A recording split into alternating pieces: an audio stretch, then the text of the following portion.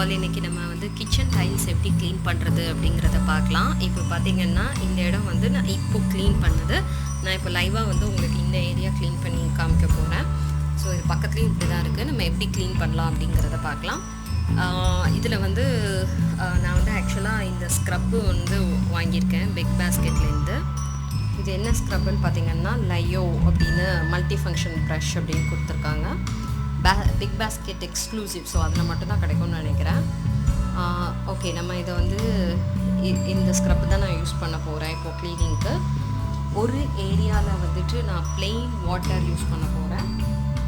ஒரு ஏரியாவில் வந்துட்டு நான் கொஞ்சம் இதில் பார்த்திங்கன்னா இந்த ஏரியா வந்து நான் ப்ளெயினாக அந்த தண்ணி தொளிச்சுட்டு அந்த ஸ்க்ரப் வச்சு க்ளீன் பண்ணேன். இந்த ஏரியாவில் வந்து பேக்கிங் சோடா உப்பு கொஞ்சம், நார்மல் உப்பு கொஞ்சம் போட்டு க்ளீன் பண்ணேன். ஸோ வந்து பார்த்திங்கன்னா உங்களுக்கு எனக்கு வந்து இங்கே தெரியுது கொஞ்சம் டிஃப்ரென்ஸ். அங்கே சோடா உப்பு போட்டு க்ளீன் பண்ணிது இன்னும் கொஞ்சம் க்ளீனாக இருக்குது.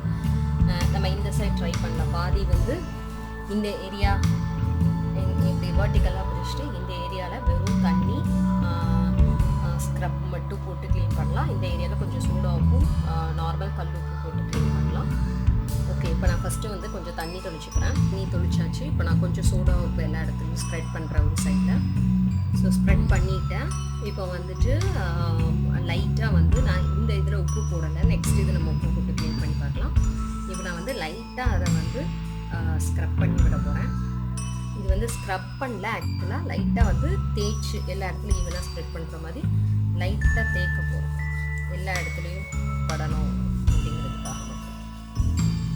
ஓகே, ஸோ நான் ஸ்க்ரப் பண்ணல, லைட்டாக ஸ்ப்ரெட் பண்ணிவிட்டேன். ஸோ நம்மளுக்கு இந்த ஏரியா பார்த்திங்கன்னா சோடா உப்பு போட்டது. இந்த ஏரியா வந்து ப்ளைன் அப்படியே நான் எதுவும் போடல, தண்ணி மட்டும் தெளித்து வச்சுருக்கேன். நம்ம ஒரு 2 minutes மட்டும் கொடுக்கலாம். அதுக்கப்புறம் வந்து திருப்பி க்ளீன் பண்ண ஆரம்பிக்கலாம். இப்போ நம்ம டைம் ஆகிடுச்சு. ஆல்மோஸ்ட் இப்போ எனக்கு 3 minutes ஆகிடுச்சு. நான் வேறு வேலையில் பிஸி ஆகிட்டேன். ஸோ இப்போ நம்ம வந்து க்ளீன் பண்ணி பார்த்துடலாம் ரெண்டையுமே. நான் மெதுவாக தான் ஸ்க்ரப் பண்ணுறேன், ஹார்டாக ஸ்க்ரப் பண்ணலை.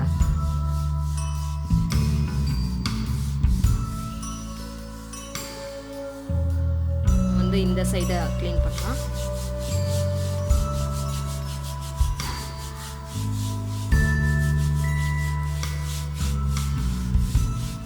உங்களுக்கே டிஃப்ரென்ஸ் தெரியுதா?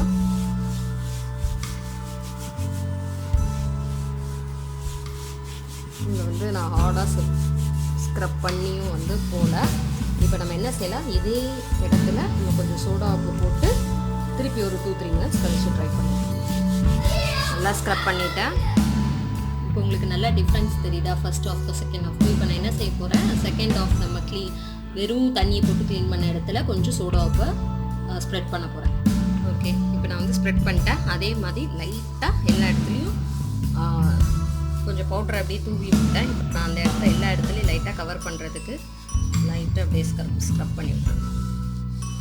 ஸோ இதில் கொஞ்சம் ஸ்பேஸையும் கவர் பண்ணிடலாம், முடி இருக்கிறது. ஓகே, இங்கே லைட்டாக தான் ஸ்க்ரப் பண்ணியிருக்கேன், திருப்பி பண்ணணும். இப்போதைக்கு நான் இந்த இடத்தெல்லாம் கவர் பண்ணிவிட்டேன். பார்க்கலாம்.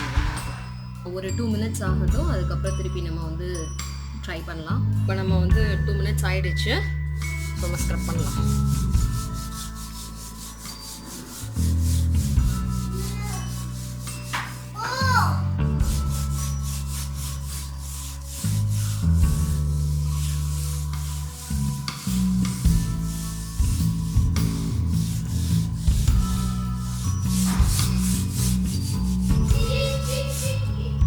முடிஞ்சவரை ஸ்க்ரப் பண்ணியாச்சு. இப்போ நான் என்ன செய்ய போகிறேன்னா கொஞ்சம் எக்ஸ்ட்ரா நல்ல தண்ணியை ஊற்றி அப்படியே மாப் பண்ணி விட போகிறேன்.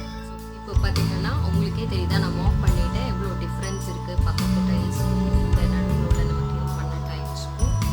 ஸோ ரொம்ப ஈஸி, வேறு எதுவுமே தேவையில்லை. ஜஸ்ட் தண்ணி கொஞ்சம் ஊற வச்சுட்டு தண்ணி கொஞ்சம் ஊற்றி இது பண்ணிவிட்டு கொஞ்சம் பேக்கிங் சோடா உப்பை வந்துட்டு அப்படியே தூவி விட்டு லைட்டாக எல்லா இடத்துலையும் படுற மாதிரி ஸ்ப்ரெட் பண்ணி விட்டுருங்க.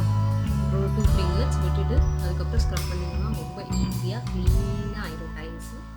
நீங்களே பாருங்கள் பக்கத்து டைல்ஸ் உள்ள டிஃப்ரென்ஸை. ரொம்ப ஈஸிங்க. இதனால் எந்த சைடு எஃபெக்ட்ஸோ உங்களுக்கும் நம்ம கைக்கோ இரிட்டேஷனோ எதுவுமே ஆகாது.